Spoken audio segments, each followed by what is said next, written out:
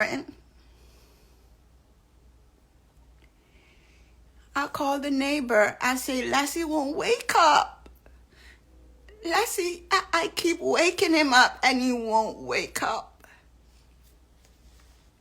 So she came over. She said, your dog is dead. He'll never wake up again. And I was like, what do you mean? Shake him. You want me to wet him up? Something. Wake him up. I wouldn't stop trying to wake up Lassie until they had to hold on to me and they took away Lassie. And I was like, Lassie! Lassie! Oh my God, Lassie! I want my puppy! I want my puppy!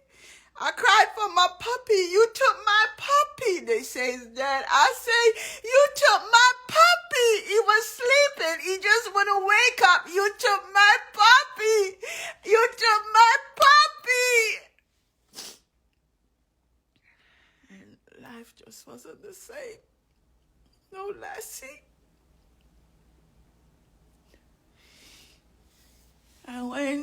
I sat down all alone. And that's the first time my pussy got bit by ants. I was like, oh my God! Ah! Ah! It seemed as if life had turned against me.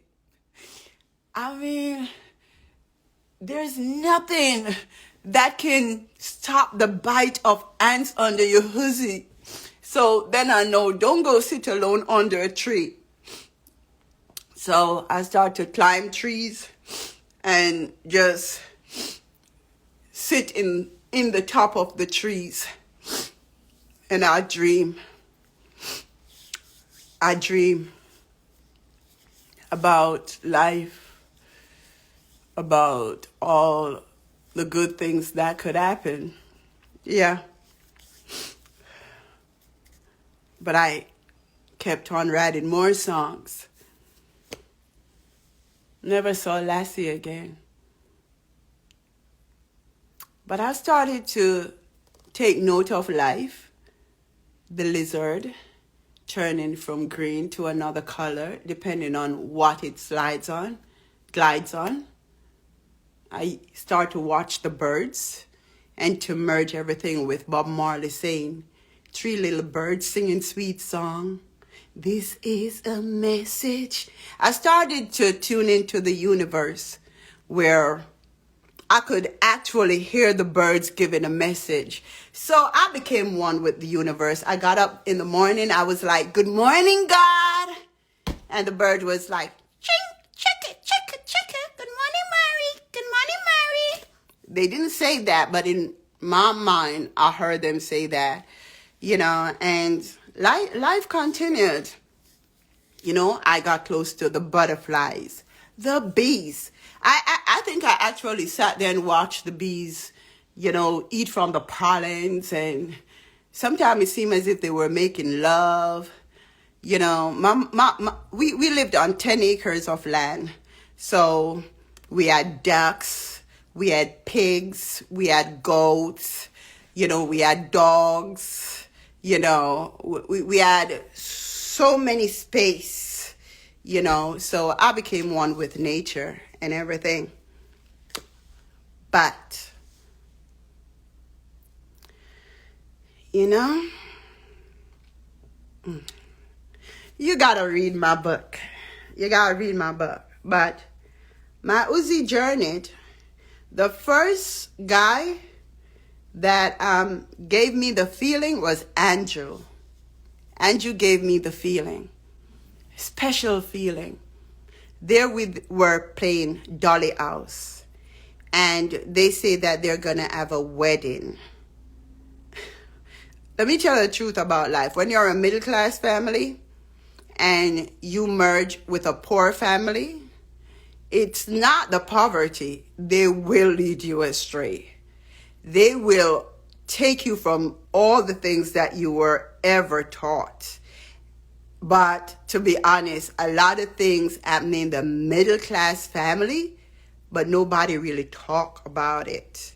Well, you mix with the ghetto kids, whatever go down, everybody gonna hear about it. So they decided that I needed to get married in the Dolly house. And who did I choose for my husband? I didn't choose. He chose me, Andrew. Wow. He came from Kingston, and he was light skinned, not short, nice height, but cute as fuck. And we got married. I don't remember what they used for the ring. And then after the wedding, it was a honeymoon. And Sucky, you're the one that laid the banana trash. And then Andrew put me on it. And I just remember being kissed. It was beautiful. Oh, gosh. So beautiful. But it's so sad because it was a summer and Andrew was there for holiday and he left and I never saw him again. But that's the sweetest kisses I ever had. Life was beautiful. But to make a long story short, by the time I was 12, I'd experienced so many things in life that when this guy saw me, it was like in the movies. He was driving, he looked at me, he fell in love with me, and here's the difference. I fell in love with him. But I'd already met his brother, and he was my boyfriend.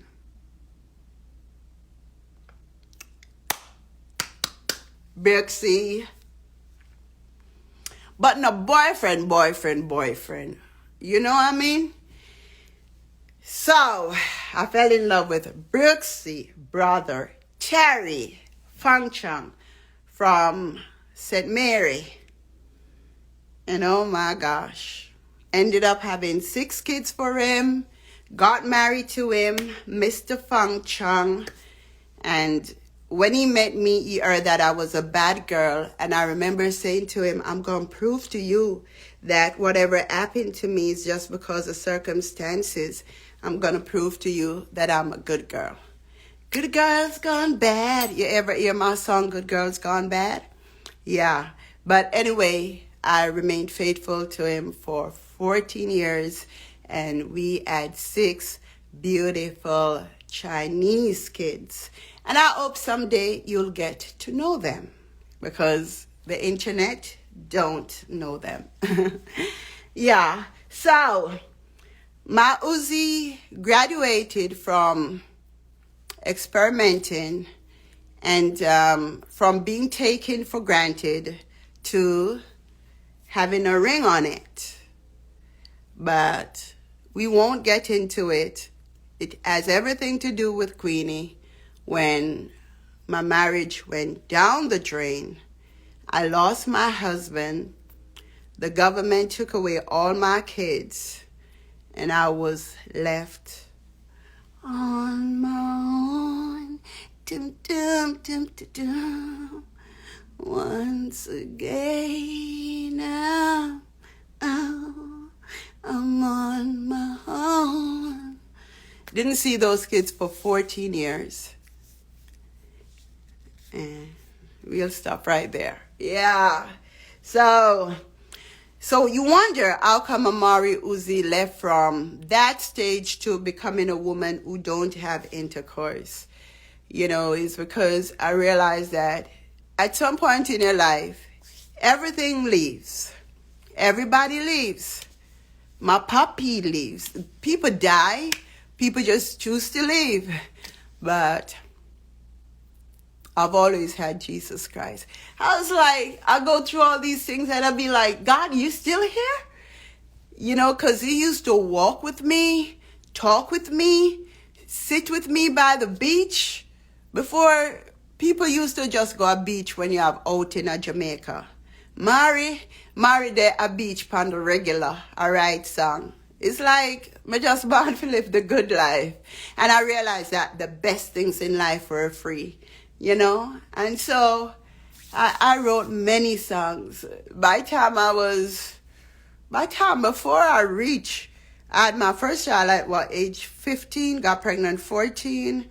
And before I reached out of my teens, I already had a book with 100 songs. Well, that guy married to me, I told you. And we worked together for 14 beautiful years. 14 years. Never cheated on him once. Yeah. So that's what's up with my Hoosie. And now it's on semi-retirement. Yeah.